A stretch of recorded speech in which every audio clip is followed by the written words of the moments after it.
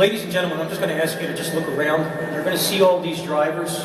Most of these drivers have been driving for 10, 15, 20, 30 years. Some of them have 2, 3, 4 million miles behind the wheel. They've never once had an accident. No violations whatsoever. And yet the FMCSA believes that by putting these electronic logging devices into each one of their trucks, it's actually going to make the roads safer.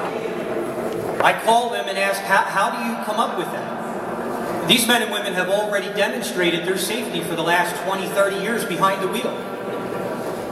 How does that make the roads any safer? When MAP 21, ladies and gentlemen, was first introduced, there were 3 bullet points.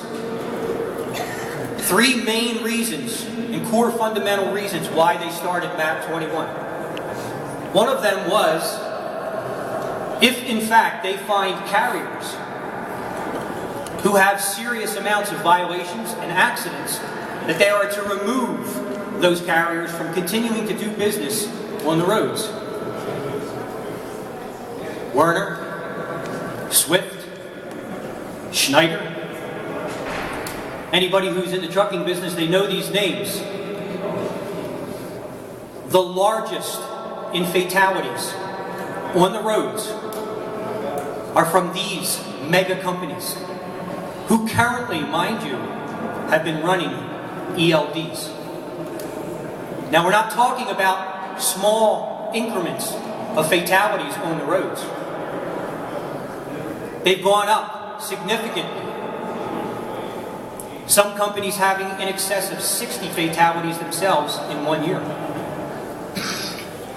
I ask you, how is it that these companies, who are the largest proliferators of fatalities on the road, how is it that these companies are still allowed to continue to operate? And yet, the FMCSA and the ATA believe that it is these men and women who do their job respectively, safely, every single day, they're going to mandate that these individuals get monitored every day. I hope that everyone sees the unjust and the unfair rationale that's being implemented. Too many men and women are going to be affected. You are all going to be affected. The hours of service, as we heard, the hours of service is really the crux of the problem. It is that main issue, ladies and gentlemen, that really, I guess, exacerbates this issue. We need someone to stand up. We need the American people to help these truck drivers, to reach out to your local congressman, all of those who have actually voted for this. We need every single one of you to stand up and actually take a stand. Because it is these men and women who are behind the wheels that you are driving alongside of. And as they have said, the clock that is ticking every single day does not help them to be any safer.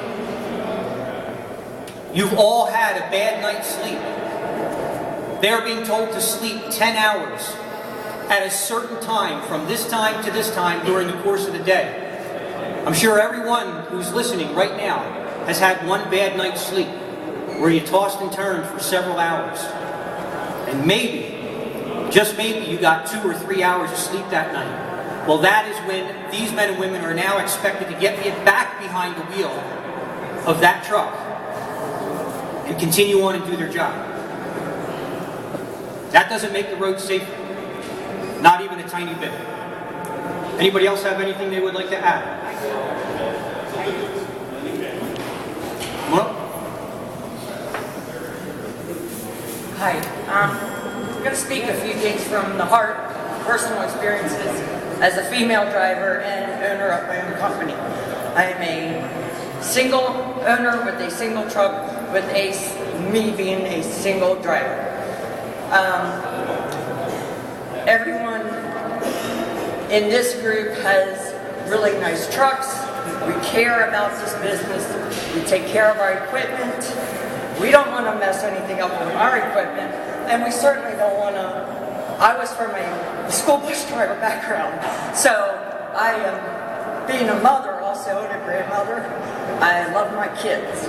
Everything I go through towns, I'm looking for kids. I'm looking for pedestrians, and if I do anything wrong, my insurance would go sky high, and that would put me out of business, really.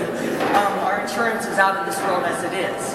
I've had several incidents where a young driver has either backed in beside me, or both times I was parked, and one guy ran into the side of me, said his brakes failed, and then continued to hook up to a trailer and leave. And these were companies that, when they do this, it's all swept under the rug. It's not documented in their insurance. They are self-insured companies. They pay the drivers under the table and say hush hush about it, so nothing's recorded. And also I wanted to talk about the parking issues because, I being female, I run Florida, and believe me, when I get into downtown Miami, I'm a little scared. I carry a pit bull with me. He travels with me. But, when I call LTL, which is, I do many stops on my way down to Florida, and then I bring produce up and do one delivery close to my home. But when I do these LTL, and they hold me up and hold me up and hold me up, and then I have to shut down in Miami for 10 hours, believe me, I'm not sleeping. I'm terrified. I'm up on my seat looking, making sure nobody's hurting my equipment, nobody's going to come in and hurt me. So the parking issues, there's no parking. We all like to get to our safe places to park. Mine happens to be where I know some fellow drivers that I might know, that I know they're going to be parked there, that I like to get there, so I know I can rest. I can actually rest. And that's what I wanted to say personally was, insurance and equipment. We love our equipment. And again, parking and safety for my safety. And I'm sure all these guys are the same thing. We all want to be safe. Thank you.